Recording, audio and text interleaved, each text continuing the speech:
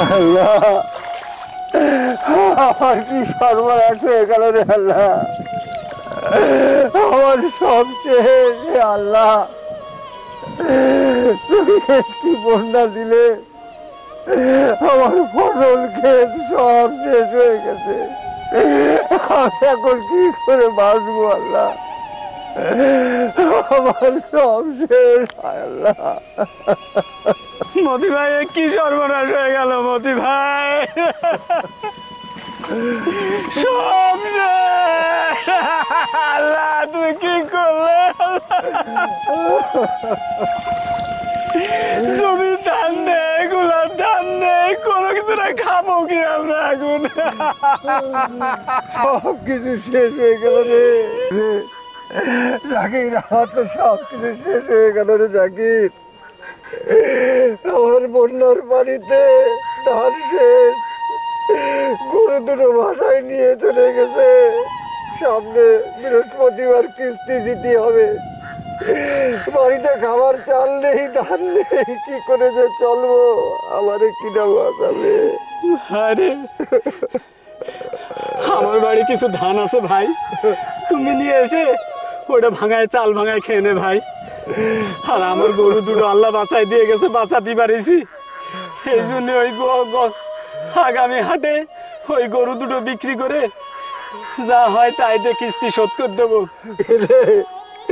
তোর তো দুটো গরু আছে, তুই নাই গরু বিক্রি করে সুদের টাকা দিতে পারবি নি, কিস্তির টাকা দিতে পারবি নি, কিন্তু আমার তো গরু নেই।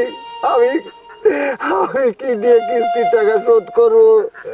সামনের বৃহস্পতিবারের কিস্তির টাকা দিতে হবে, নাহলে ওরা আমার এই ধানের জমিটুকু নিয়ে নেবে রে জাকির। আমরা সবাই মিলে বলবা রে ভাই, বুঝাই বলবো দেখি মানে কি না। চলেন বাড়ির দিকে চলেন ভাই।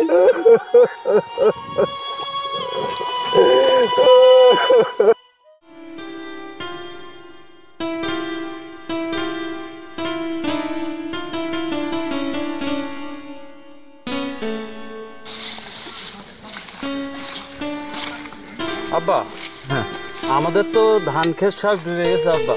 তাহলে আমি ভোর দিকে যাইয়ে দেখি যে পানি কতটুকু কমেছে। তুমি এই কামার বাড়ি যাইয়ে এই সব কটা আবার ধার দিয়ে নিয়ে এসে নতুন করে শুরু করবো আমরা চাষবাস। আচ্ছা ঠিক আছে, তাহলে আমি হচ্ছে মাঠের দিকে যাই। হ্যাঁ তুই খেতে থাক, ঠিক আছে, আমি ধান দিয়ে নিয়ে আসছি। হ্যাঁ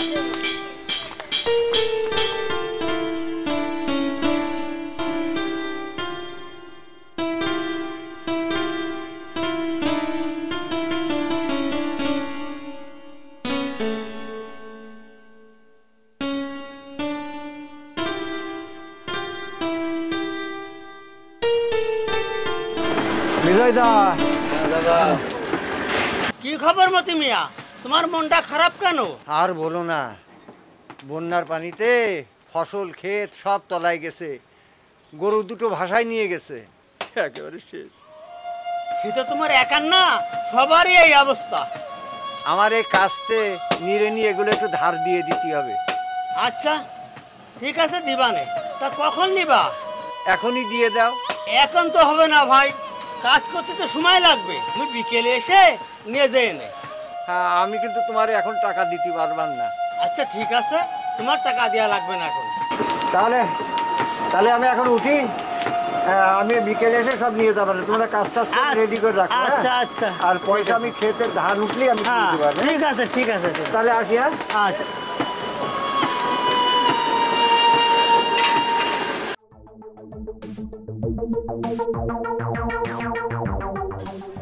শোনো গ্রামবাসীরা, আমি জানি তোমাদের বন্যায় অনেক ক্ষয়ক্ষতি হয়েছে, কিন্তু কিছুই করার নেই। আমার কিস্তি আমার তুলায় লাগবে, না হলে আমার চাকরি থাকবে না। আমি আপনাদের সমস্যা নিয়ে স্যারের সাথে কথা কইছি।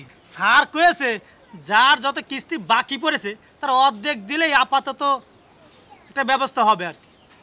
তোমরা তো বাবা কিস্তি তো তোমাদের নামে নেওনি, সব নিছাও বউগের নামে। তোমার বউদের কাছে কিস্তি চাইতে গেলি না তাল ভাড়া করে, আজকে স্বামী নেই, এই নেই, ও নেই, বিভিন্ন অজুহাত। এইগুলো তো শুনবো না ভাই। আর এই জন্যই আজ তোমাকেই ডাকিছি। আসো, এই সবাই এক এক করে আসো। আচ্ছা কিস্তি দাও। এই মতি মিয়ার তো দেখতেছি না। এই মতি মিয়া কি করে কিস্তি দেবে? তার দুটো গরু বানে ভেসে গেছে। ধানগুলো সব নষ্ট হয়ে গেছে, তারে একটু মাফ করা যায় না? এটা তো আমি বলতে পারবো না ভাই। এই আমাদের কিস্তির আইনি ক্ষমা বলে কোনো শব্দ নেই। সেলিম সাহেব, আপনি মতি মিয়ারে ধরে নিয়ে আসেন। ঠিক আছে, যাচ্ছি, যান। আর আপনারা যারা আছেন অর্ধেক কিস্তি দিয়ে যান। স্বপ্না রানী কই, নিয়ে আসেন। আপনার কাছে পাবো তো 2000, দিয়েছেন 1000। যাক, আসেন। স্মৃতি রানীকে আসেন। আপনি কত নিছেন? পাবো তো 3 কিস্তির টাকা, 3000। গীতা রানী কে? গীতা রানী, আপনার তো 5 কিস্তি বাকি, আপনি 1000। কিভাবে কি করবো, চাকরি থাকবে না। রাবেয়া খাতুন আছেন? রাবেয়া খাতুন। রাবেয়া খাতুন নেই, আমি তার স্বামী, আমি কিস্তি দিতে আইছি। নিয়ে আসেন। কিস্তি তোমার বোধ তো 10 কিস্তি বাকি, তুমি 1 কিস্তি কি করে দিচ্ছ? এই 1000 টাকার বেশি আমি দিতে পারবো না। 6 মাস আগে আমার বউ পলাই গেছে, ওই 1000 টাকা নিয়ে খুশি হন। আপনার তো কিস্তি দিলেন সব আপনাদের বউদের নামে। মহিলাদের ছাড়া তো আপনারা কিস্তি লোন দিতে চান না। মহিলাদের কি কারণে লোন দেয় জানো? মহিলারা মুরগির ডিম, হাঁস, গরু ছাগল পালন করে, এই বেচে ওরা কিস্তি দেয়। তোমরা পুরুষটা তো দিতে পারো না, তা তোমাদের কি করে লোন দেবে বলো? এইটা নিয়েই আপনি সন্তুষ্ট থাকেন, এর বেশি আমি আর দিতে পারবো না। এই চন্দ্রনা দাস কে? চন্দ্রনা দাস চন্দনা দাস আসেনি, তার স্বামী আমি। দেন 5000 টাকা দেন। এই যে কি দিচ্ছেন এটা? 1000 টাকা। তার 5000 টাকা পাবো, আপনি 1000 টাকা দিচ্ছেন কেন? কাজকর্ম হয়নি তাই টাকাটা জোগাড় হয়নি। লোন নেওয়ার সময় তো এইসব কথা বলেন না। কি করব বলেন, যে অবস্থা আমাকে। তা আপনাদের এই অবস্থায় আমাদের চাকরি থাকবে? যান বসেন। সব অজুহাত, সব বিভিন্ন রকম উছিলা নিয়ে আসি এখানে। এই মর্জিনা কে? মর্জিনা ওরে মর্জিনা আসেনি। মর্জিনা আসবে কেন? মর্জিনার স্বামীরে ডাকিছো তো মর্জিনা আসে। দেন 3000 টাকা দেন। এই 3000 টাকা নাই, এই 1000 টাকা আছে। শুরু করলেন নাকি আপনারা? তা কি শুরু করবো? আপনারা দেখতে আসছেন না বানে ভাইসে গেছে সব। আপনাদের কি কোনো মানবতা নাই? লোনে কোনো মানবতা নাই। মানবতা না থাকলে হয় নাকি? দেশে এত বড় একটা দুর্যোগ গেছে, আপনারা এটুকু বুঝবেন না? টাকা নেওয়ার সময় এসব কথা মনে ছিল না? টাকা কি আপনাদের কম দিছি? এই যাবৎকাল বন্যা নাহলে তো সবসময় ঠিক মতন দিয়ে গেছি। না, আপনার কখনোই আপনার ঠিক মতো দেন। আপনি খাতা দেখেন, আমার টাকা সব ঠিক আছে। যান গিয়ে বসেন। বেশি কথা মানে বড় বড় কথা সময় তো বেশি পড়ে। কোনো কিছু দেখবে না, মানুষের একটা দুর্যোগের সময় একটু ইয়ে করবে তা না। আগে এইদিকে আসেন, কিস্তির টাকা না দিয়ে কনে পলাচ্ছেন? হ্যাঁ, আমি পলাইনি। হ্যাঁ, আমার বন্যায় কথাই কোনো কাজ হবে না। আমার বন্যায় সবকিছু ধ্বংস হয়ে গেছে, শেষ হয়ে গেছে। তাড়াতাড়ি আসেন।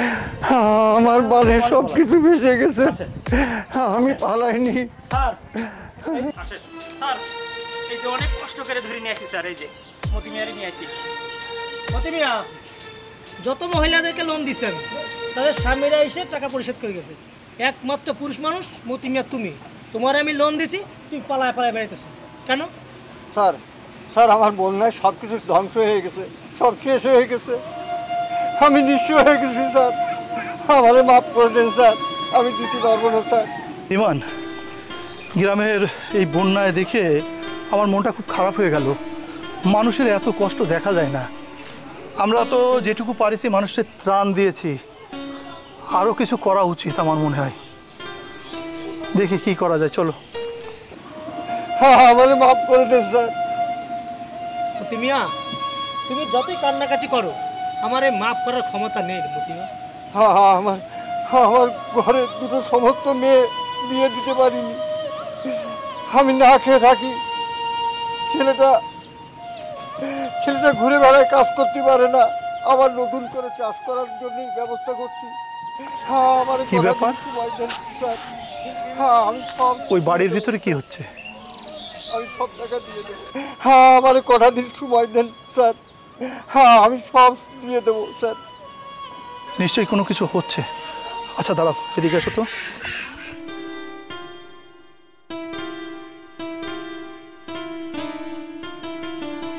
এই নাও, টাকার ব্যাগটা নাও, চলো।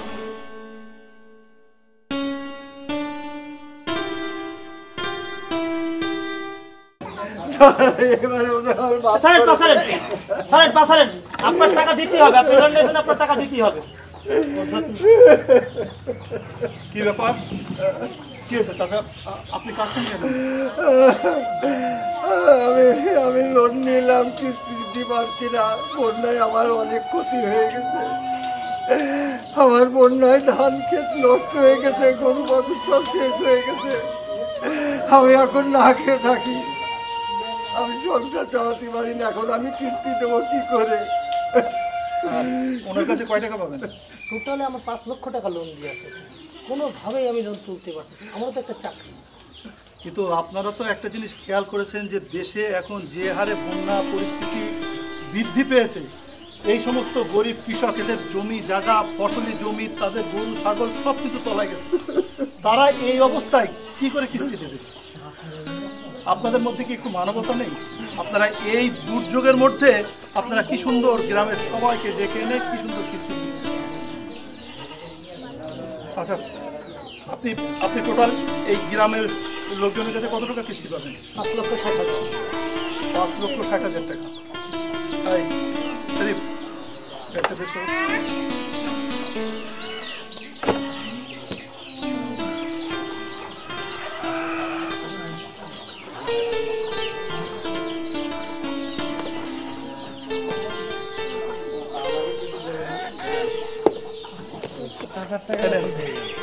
$5.5 লাখ টাকা। এই গ্রামের যত লোকের কিস্তি আছে টোটাল কিস্তি আপনি ক্লোজ করে দেন। আর চাচা, আপনারা চিন্তা করেন না, আমি আপনাদের পাশে আছি। এই গ্রামের সন্তান হিসেবে আমি আপনাদের সবার পাশে আছি। আপনাদের যে ক্ষয়ক্ষতি হয়েছে সেটা আমি আমার সীমিত সামর্থ্যের মধ্যে যতটুকু সম্ভব আমি দেখব। আপনাদের যে ঘর বাড়ি নষ্ট হয়েছে, আপনারা শুধু আমাকে একটু জানাবেন যে কী পরিমাণে আপনাদের ক্ষয়ক্ষতি হয়েছে। আমি টোটাল ক্ষয়ক্ষতিটা আমি যে কোনোভাবে হোক আমি ম্যানেজ করব। আসলে আমাদের দেশের বন্যা পরিস্থিতির কারণে দেশের জনগণ, সাধারণ জনগণ যে দুর্ভোগের মধ্যে আছে, এটা আসলে কল্পনা করার মতো না। এটা অসহনীয় একটা ব্যাপার। এক সময় যারা খুব অবস্থাশালী ছিল তারাও এখন বিপদের মুখে পতিত হয়েছে। যারা এক সময় অন্যকে সহযোগিতা করত তারাই এখন সাহায্যের জন্য হাত পাচ্ছে। মানবিক দৃষ্টিতে এই বিষয়টা আমাদের সবারই দেখা উচিত। এই বন্যায় শুধুমাত্র যে তাদের ফসলের জমির ক্ষতি হয়েছে তা কিন্তু না, তাদের পুরো অর্থনৈতিক মেরুদণ্ডটাই ভেঙে গেছে। তো আসুন আমরা সবাই মিলে দেশের মানুষের উন্নয়নে কাজ করি। যারা আজকে এই দুর্যোগের মধ্যে পতিত হয়েছে, আমরা সবাই মিলে তাদের পাশে দাঁড়াই, তাদেরকে আবার আমরা স্বাবলম্বী করে তুলি। তারা স্বাবলম্বী হলে আমাদের দেশ স্বাবলম্বী হবে। এই ব্রত নিয়ে আমরা এগিয়ে যাব।